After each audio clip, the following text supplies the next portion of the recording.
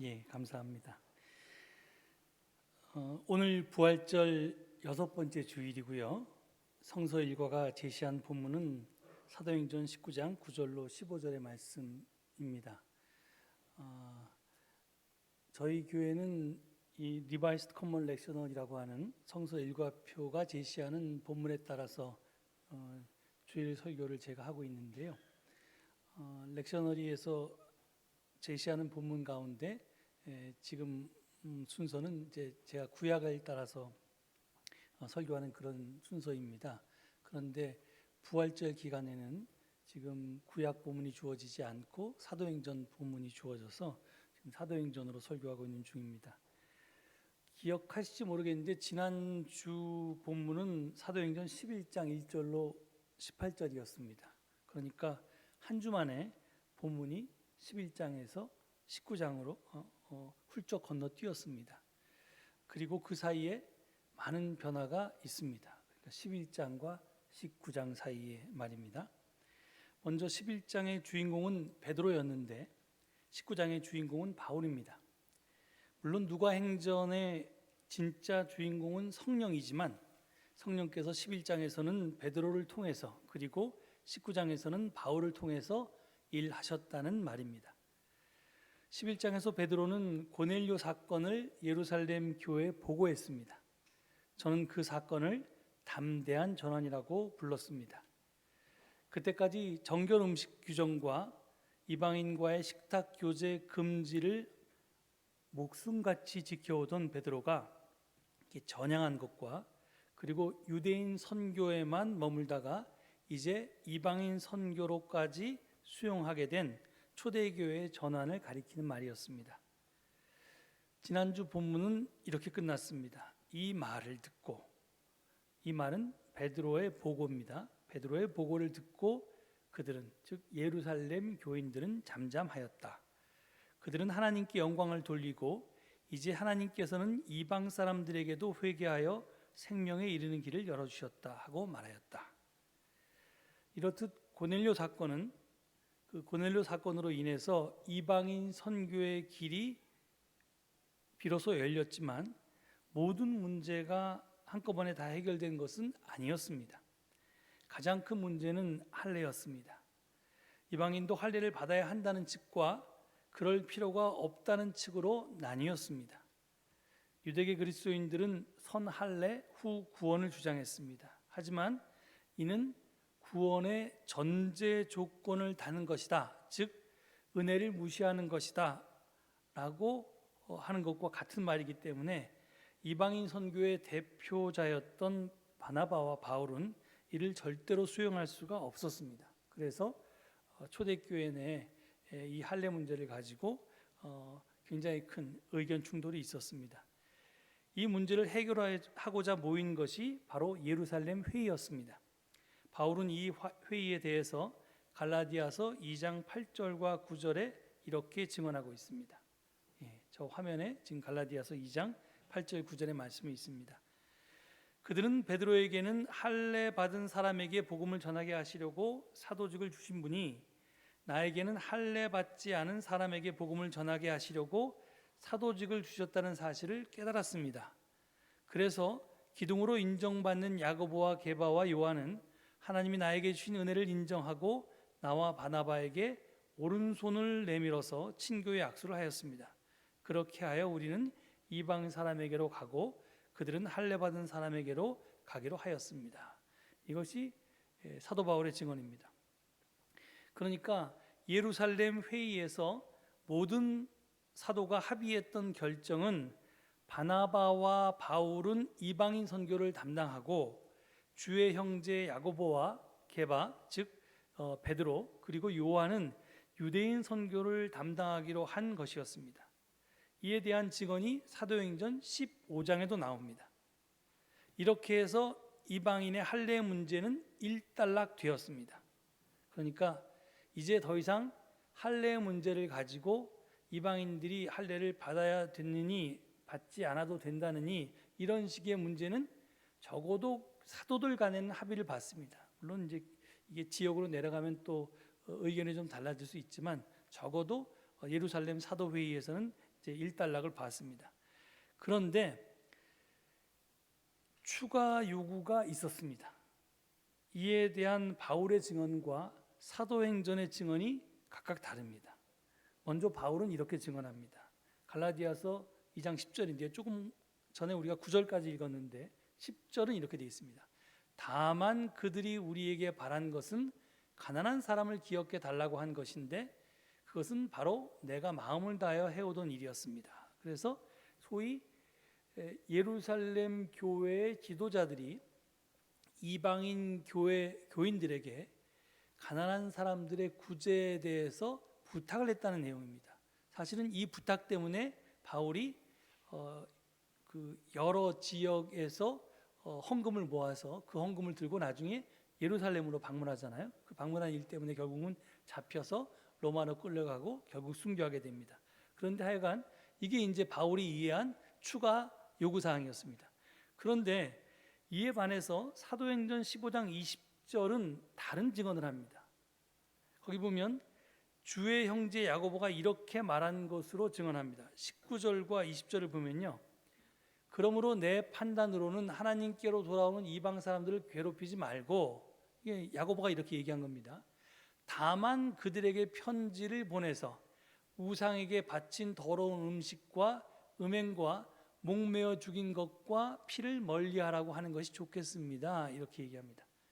그러니까 지금 예루살렘 사도회의에서 할례 문제가 해결됐고 그 다음에 이방인 선교와 유대인 선교에 대해서 역할 분담을 분명하게 했는데 추가로 서로에게 요구한 것이 있었는데 특히 예루살렘 교회 지도자들이 이방인 교회에 요구한 것이 있었는데 바울은 그것을 가난한 자들의 구제에 대한 것으로 이해했고 전혀 다르게 지금 사도행전은 더러운 음식과 음행과 목매어 죽인 것과 피를 멀리하라는 것에 대해서 가르쳤다고 요구했다고 그렇게 이야기하고 있습니다.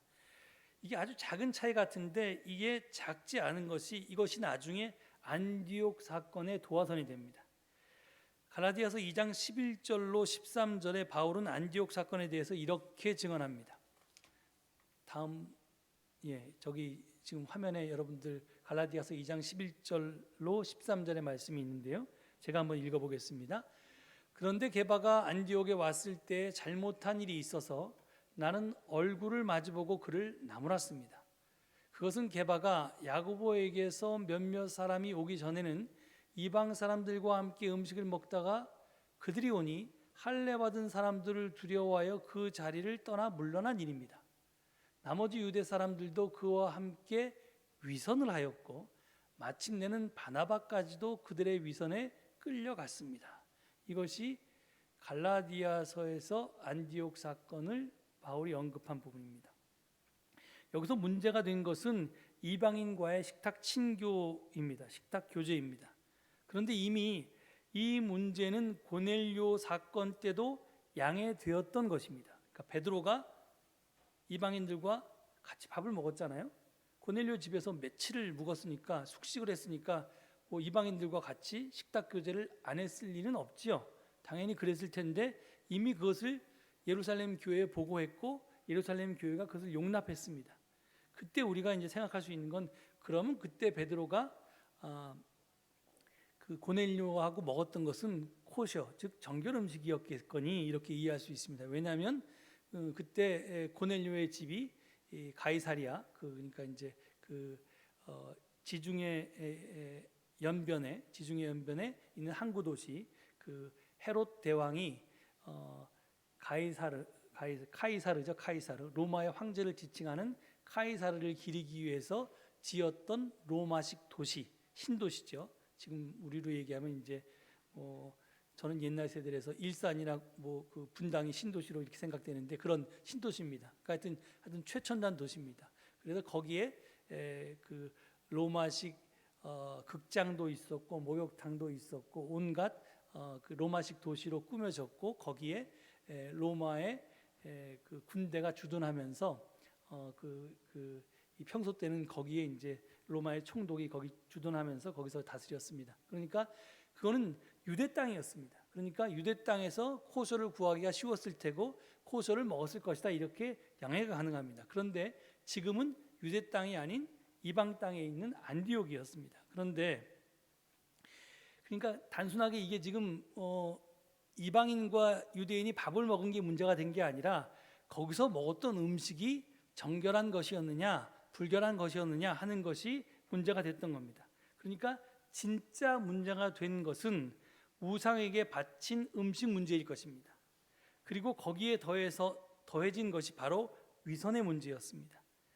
당시 안디옥 시장에서 팔던 고기는 전부 이방 신전, 즉 우상에게 바쳐졌던 제물이었습니다. 따라서 야고보를 비롯한 예루살렘 교우들은 그 고기를 먹는 것이 잘못됐다고 생각했습니다. 하지만 바울을 비롯한 안디옥 교우들은 아무런 꺼리낌 없이 그 고기를 먹었습니다. 왜? 세상에 신은 오직 하나님 한 분밖에 없으니 우상은 존재할 수 없다고 그렇게 생각했기 때문입니다. 그렇게 믿었기 때문입니다. 그러니까 고린도전서 8장에 보면 이 문제에 대해서 바울이 다루고 있죠. 하여튼 그래서 고기를 아무런 꺼리낌 없이 먹었는데, 문제는 내가 그 고기를 먹는 것을 꺼려하는 사람들 앞에서는 내가 그 고기를 안 먹고 먹는 것을 삼가하는 것이 배려이고 예의일 것입니다. 그런 차원에서 아마도 베드로와 바나바가 슬며시 이방인과의 식탁 친교 자리를 떠났는데 바울은 그것을 지적하며 위선이라고 한 것입니다. 지금 이때 바울의 갈라디아서를 썼을 때 바울의 입장과 나중에 고린도전서를 썼을 때 바울의 입장이 달라졌습니다. 이것이 나중에 사실은 바울이 헌금을 걷어서 그 예루살렘에 가지고 간 직접적인 이유이기도 합니다. 근데 여기에 대해서 이야기하자면 이제 역사적 바울에 대해서 다 강의해야 되니까 그건 생략하도록 하고요. 하여튼 갈라디아서를 쓸 때만 해도 바울은 좀 딱딱한 사람이어서 원칙대로 살았습니다. 그러니까 그 원칙대로 사는데 여태까지는 뭐 잘 먹고 잘 친교하다가 갑자기 예루살렘 교인들이 오니까 슬며시 자리를 피하는 베드로가 미웠고 저런 위선 덩어리 이렇게 생각했는데 바울을 깜짝 놀라게 했던 것은 자기의 동료였던 그리고 스승이었던 바나바도 그렇게 했다는 것이었습니다. 그래서 그 결과 바울은 도저히 바나바를 용서할 수가 없어서 바나바와 결별을 하게 됩니다. 안디옥 사건은 결국 이방인 교회에 분열을 초래했습니다. 그래서 바나바는 계속해서 동쪽 소아시아에서 선교했고 바울은 바나바가 꼴도 보기 싫어서 바나바가 활동하지 않는 서쪽 유럽으로 건너가게 되었던 것입니다. 물론 사도행전은 바울과 바나바의 결별 이유를 마가 때문이라고 그렇게 증언합니다. 그게 이제 우리 구장과 지금 이제 지금 지난주와 이번 주 사이에 그 사이에 있는 그 15장에 나오는 이야기고요. 그리고 바울은 아시아 선교를 성령이 막았다고 그렇게 표현하고 있습니다. 오늘 본문에 그렇게 얘기하죠. 그런데 이것은 역사나 사실이 아니고요. 누가 행전의 저자의 해석이라고 보아야 합니다. 그러니까 하여튼 바울은 이 안디옥 사건 때문에 그의 동료요 스승이었던 바나바와 결별을 했고 그래서 바나바가 선교하지 않는 다른 지역으로 건너가 선교하게 되었다. 이겁니다. 하여간 이제 아무튼 이런저런 이유로 바울은 세계사를 바꾼 유럽 선교를 시작하게 되었고요. 오늘 본문이 바로 그 첫 장면입니다. 본문은 이렇게 증언합니다. 사도행전 16장 9절 10절을 다시 한번 읽어보겠습니다. 여기서 지금 여기는 드로아입니다. 지금 바울은 드로아까지 와 있는데요. 드로아에서 밤에 바울에게 환상이 나타났는데 마케도니아 사람 하나가 바울 앞에 서서 마케도니아로 건너와서 우리를 도와주십시오 하고 간청하였다. 그 환상을 바울이 본 뒤에 우리는 곧 마케도니아로 건너가려고 하였다. 우리는 마케도니아 사람들에게 복음을 전하기 위하여 하나님께서 우리를 부르신 것이라고 확신하였기 때문이다. 그렇게 이제 진술하고 있습니다. 그리고 오늘 본문 중에 굉장히 중요한 빌립보 선교 이야기가 나오면서 우리가 잘 아는 루디아에 대한 이야기가 나옵니다. 이 이야기를 다루고 싶었는데 오늘 설교는 거기까지 못 다루고요. 다음 주에 제가 다음 주 본문이 바로 이어지기 때문에 함께 다룰 수 있으면 다루도록 하겠습니다. 하여간 지금 이 사도행전의 증언에 따르면 성령이, 즉 예수의 영이 바울을 마케도니아로 불렀습니다. 그리고 지금 우리도 그리로 부르고 계십니다. 그렇다면 우리 시대의 마케도니아인 곧 복음과 만나야 할 이들은 과연 누구일까요? 지난 주일 증언에서 말씀드린 바와 같이 우리 시대의 마케도니아인은 기후위기 앞에 서 있는 인류입니다. 그러니까 바로 우리 자신들입니다. 그래서 이 위기 극복을 위해서 우리 교회가 먼저 담대한 전환을 하자고 말씀드렸습니다. 그 구체적인 내용으로는 내년 창립 70주년을 기념해서 서대빌딩 101호의 생태환경 가게를 개점하는 것과 그것을 실무적으로 담당하고 나아가서 한국교회 에큐메니칼 진영에서 활동할 생태환경 사회 선교사를 양성하는 것이라고 했습니다. 우리 생태환경 선교사로 선발된 김요한 전도사는 당장 6월부터 이런저런 전문 교육을 받게 될 것이고요. 그리고 내년 5월에 어떤 생태환경 가게를 개점할지 연구하고 조사하고 준비할 것이고요. 그리고 가게 개점 후에는 다른 교회 제로웨이스트 샵을 열 수 있도록 도와주러 다닐 것입니다. 그리고 궁극적으로는 생태공동체운동본부나 기독교 환경연대 등에서 실무자 또는 지도자로 활동하게 될 것입니다. 저는 이 일이 기독교 생태환경운동의 마중물이라고 생각합니다. 바울이 성령의 이끄심으로 유럽 선교를 시작해서 세계 역사를 바꾸었듯이 우리가 성령의 이끄심으로 시작한 이 생태환경 선교가 한국교회를 갱신하고 그리고 기후위기로 죽어가는 인류와 지구 생태계를 살려내는데 크게 이바지할 것으로 믿습니다. 서울제일교회 교우들은 이 위대한 사역에 함께하라고 부르심을 받았습니다.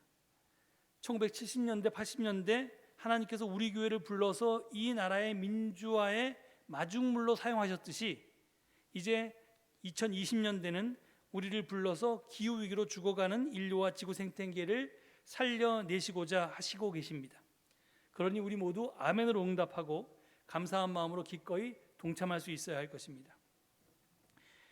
그런데 우리 시대의 마케도니아인은 기후위기 때문에 죽어가는 인류와 지구 생태계만 있는 것은 물론 아닙니다. 우리 사회의 여러 문제로 우리의 도움을 절실히 필요로 하는 많은 이웃이 존재합니다. 아마 나열하자면 끝이 없을 것입니다.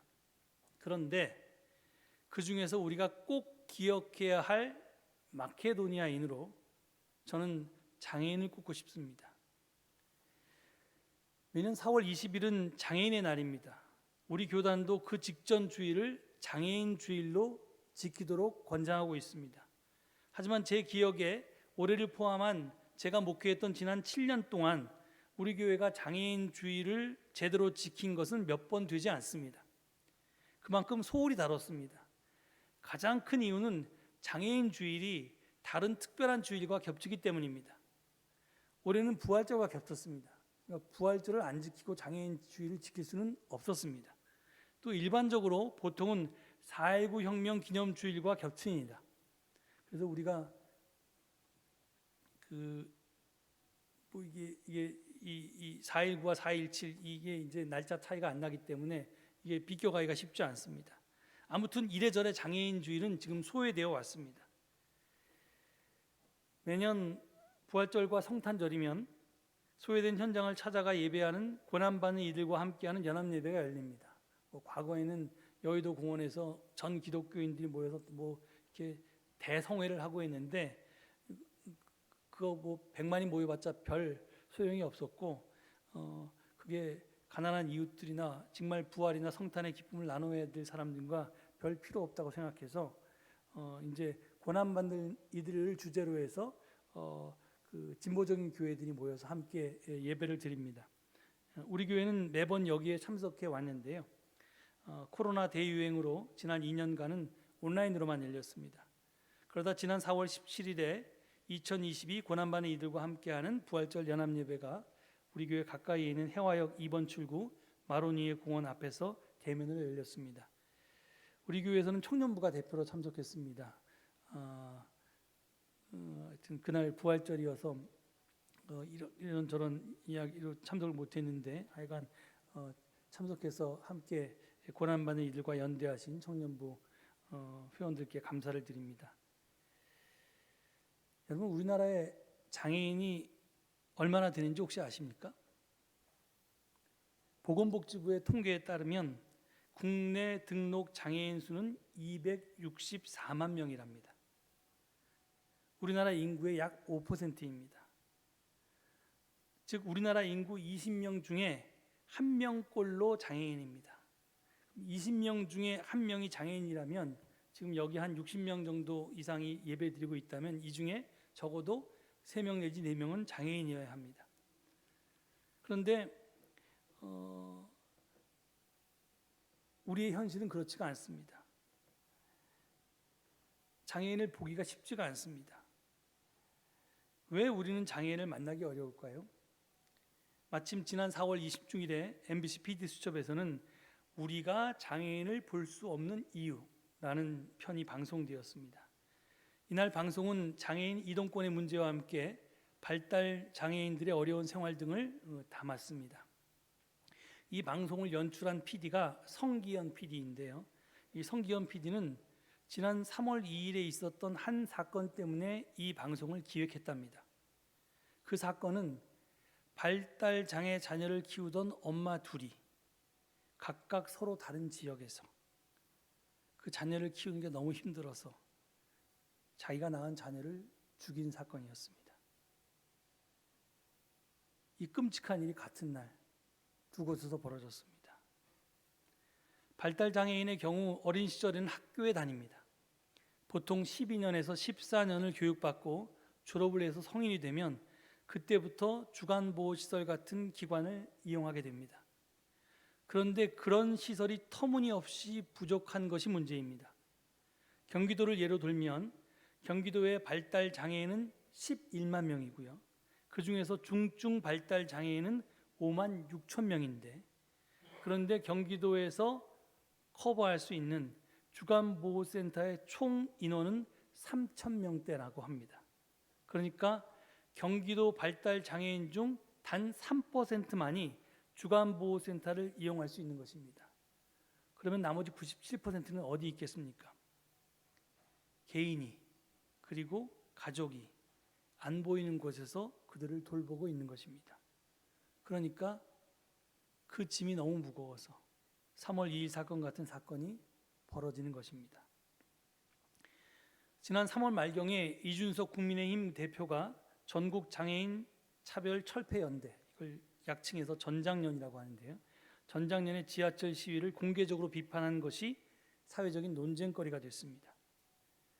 저는 전장년의 이동권 투쟁이 최근의 일인 줄 알았습니다. 작년 어느 때쯤에 저희 교회 직원들이 저를 빼놓고는 다 4호선을 타고 출근을 하는데요. 이게 출근하다 몇 번 늦은 적이 있었습니다. 그 무렵에 4호선 어느 역에선가 이 전장년이 이제 이 지하철 승차 투쟁을 벌려서 그것이 뭐 지체되어서 이제 지각을 한 겁니다. 저도 한 달 전에 3호선을 타고 어떤 회의에 가다가 한 30분 동안 경복궁 옆에서 붙들려 있었던 적이 있었습니다. 제가 좀 미리 나왔기에 다행이지. 이게 정말 그게 출근이 뭐 하여튼 굉장히 눈치를 봐야 되는 직장인의 입장에서는 30분이면 굉장히 그 시간에 아침 시간에 굉장히 긴 시간이었을 겁니다. 그래서 하여튼 저는 뭐 작년이나 뭐 이럴 때쯤에 이 투쟁이 시작된 줄 알았습니다. 그런데 알고 보니까 그게 아니었습니다. 이번 PD수첩을 보면요, 고 박종필 감독이 만든 다큐 버스를 타자라고 하는 작품, 이게 2002년 작품입니다. 이것과 이번 전장년의 지하철 시위를 교차하면서 편집해서 보여주고 있습니다. 그리고 성기현 PD는 이렇게 말합니다. 저희가 편집하느라 예전 자료를 많이 보잖아요. 근데 너무나 똑같더라고요. 상황도 멘트도 너무 와닿았어요. 21년과 똑같이 외쳤는데 이렇게 아무도 우리는 몰랐어요 하는 생각을 했습니다. 이게 그 프로그램 만든 PD의 고백이었습니다. 그렇습니다. 장애인들은 이동권 투쟁을 지금 21년 동안 해오고 있습니다. 그런데 우리는 잘 몰랐습니다. 즉 장애인의 이동권은 21년 전이나 지금이나 크게 바뀐 것이 없다는 것입니다. 사실 우리 중에 누구도 장애인 이동권 보장에 대해서 반대하는 사람은 없을 것입니다. 하지만 그 속도가 문제입니다. 항상 선거 때마다 장애인들 표를 의식해서 정치인들은 그 이동권을 보장해 주겠다고 하지만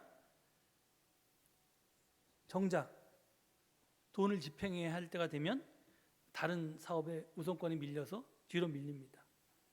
그런데 이제 물론 21년 전보다 지하철역마다 엘리베이터가 늘어난 것도 사실이고요. 여러 가지 이런 턱 같은 것도 많이 없어진 게 사실이죠. 그런데 문제는 뭐냐면 내가 휠체어나 이런 걸 타고 이동하려고 했을 때 버스 100대 중에서 99대가 다니지만 내가 가고자 하는 그곳에 한 대밖에 없는데 그게 안 다닌다면 그것이 저상버스, 그러니까 휠체어를 마음대로 실을 수 있는 그런 버스가 아니라면 나에게 장애인 이동권은 보장되어 있지 않은 겁니다.